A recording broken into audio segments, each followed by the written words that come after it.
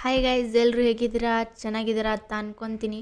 ಇವತ್ತಿನ ವಿಡಿಯೋ ಏನಪ್ಪ ಅಂದರೆ, ಎಲ್ಲರೂ ಕೂಡ ಥಂಬ್ನೇಲ್ ನೋಡಿರ್ತೀರ, ವರ್ಕ್ ಫ್ರಮ್ ಹೋಮ್ ಅಂತ ನ್ಯೂ ಅಪ್ಡೇಟ್ ಆಗಿ ಬಂದಿದೆ. ಜಾಬ್ ಏನಂತ, ನನ್ನ ಜಾಬ್ ಏನು, ಏನೇನು ಕ್ವಾಲಿಫಿಕೇಷನ್ ಇರಬೇಕು, ನೀವೇನೇನು ಮಾಡಬೇಕು ಜಾಬಲ್ಲಿ, ಮತ್ತು ಯಾವ ಥರ ಅಪ್ಲೈ ಮಾಡಬೇಕು, ಮತ್ತು ಯಾವ ಥರ ಕ್ವಶನ್ ಇರುತ್ತೆ, ಇಂಟರ್ವ್ಯೂ ಇರುತ್ತಾ ಇರಲ್ಲ, ಇದೆಲ್ಲ ನಾನು ಹೇಳ್ಕೊಡ್ತೀನಿ. ವಿಡಿಯೋವನ್ನು ಕೊನೆವರೆಗೂ ನೋಡಿ.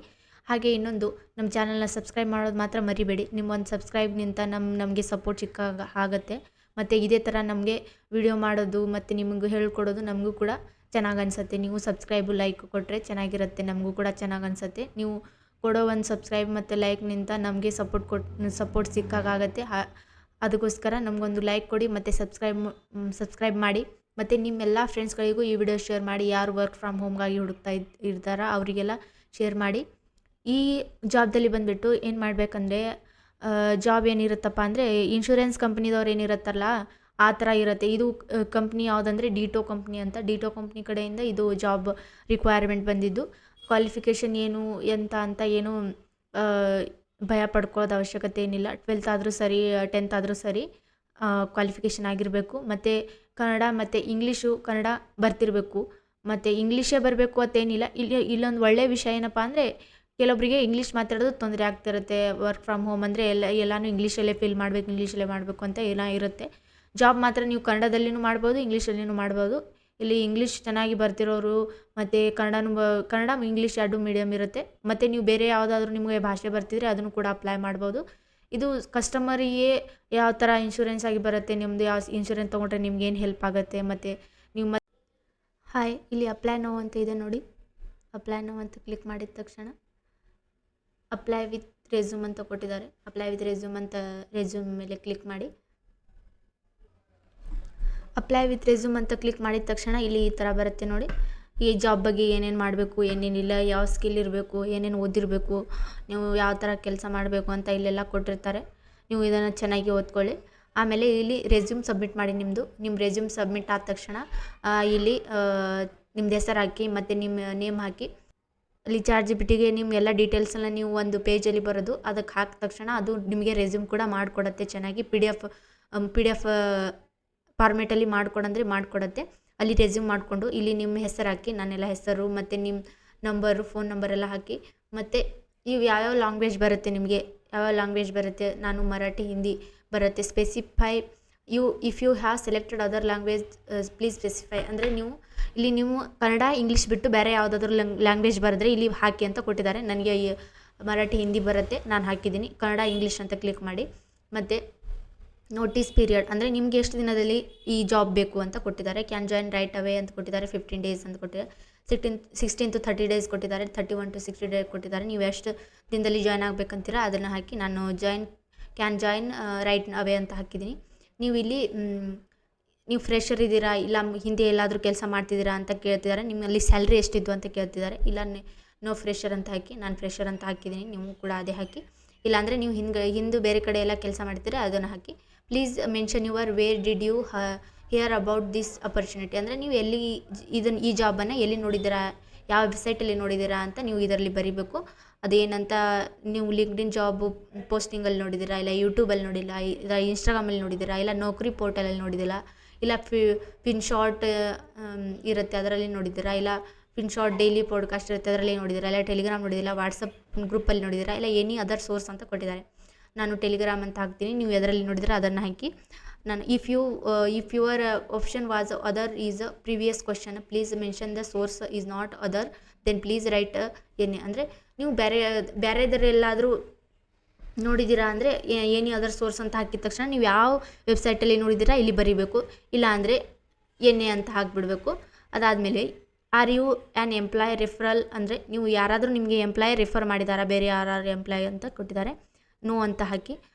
ನಿಮ್ಗೆ ಯಾರಾದರೂ ಎಂಪ್ಲಾಯ್ ರೆಫರ್ ಮಾಡಿದರೆ ನೋ ಅಂತ ಹಾಕಿ, ಇಲ್ಲ ಅಂತ ಹಾಕಿ. ಆಮೇಲೆ ಇಲ್ಲಿ ಏನು ಕೊಟ್ಟಿದ್ದಾರೆ, if referred mention the employee ID ಅಂತ ಕೊಟ್ಟಿದ್ದಾರೆ. If not please write any in the refer information field ಅಂತ ಕೊಟ್ಟಿದ್ದಾರೆ. ಇಲ್ಲಿ ಎನ್ಎ ಅಂತ ಹಾಕಿ. ಆಮೇಲೆ ಇಲ್ಲಿ what is the importance of the listening while speaking with clients in the contacts insurance advisory ಅಂತ ಕೊಟ್ಟಿದ್ದಾರೆ. ಮತ್ತು ನೆಕ್ಸ್ಟ್ ಬಂದುಬಿಟ್ಟು what is the importance of listening while speaking with the clients in the context of insurance advisor. ಅಂದರೆ ನೀವು client ಇರ್ತಾರಲ್ಲ, insurance ಹೇಳೋದು ಅದ್ರ ಬಗ್ಗೆ ಹೇಳ್ತಿರುವಾಗ ಕ್ಲೈಂಟ್ಸ್ ಇರ್ತಾರಲ್ಲ, ಅವ್ರ ಮಾತು ಕೇಳೋದು ಯಾಕೆ ಇಂಪಾರ್ಟೆಂಟ್ ಆಗಿರುತ್ತೆ ಅಂತ ಕೊಟ್ಟಿದ್ದಾರೆ.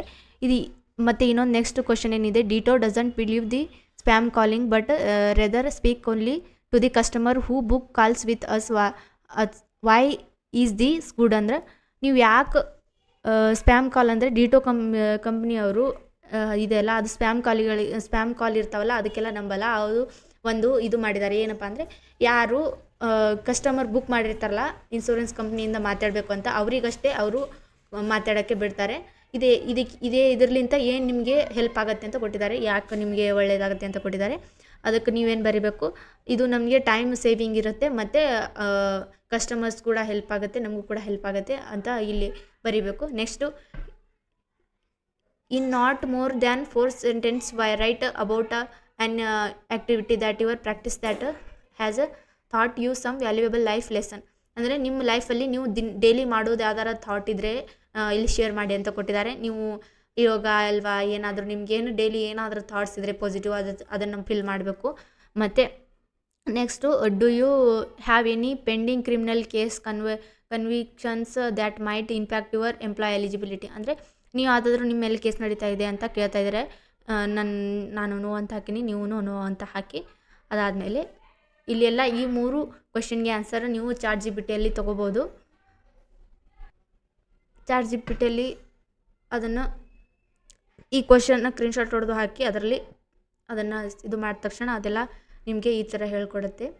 ಆಮೇಲೆ ಇದನ್ನು ಇದು ಮಾಡಿಬಿಟ್ಟು ನೆಕ್ಸ್ಟ್ ಕ್ವಶನ್ಗೆ ಹೋಗೋಣ. ಅಲ್ಲಿ ಹೋಗಿ ಮತ್ತೆ ಚಾಟ್ ಜಿಪಿಟಿಯಲ್ಲಿ ಹೋಗಿ ನಾನು ಆಲ್ರೆಡಿ ತೆಗೆದಿಟ್ಟಿದ್ದೀನಿ ಕ್ವಶನ್ ಏನಂತ ಎಲ್ಲ, ಇಲ್ಲೆಲ್ಲ ಎಕ್ಸ್ಪ್ಲನೇಷನ್ ಅದು ಕೊಟ್ಟಿದೆ. ಇದನ್ನು ಈ ಥರ ಕಾಪಿ ಮಾಡಿಕೊಂಡು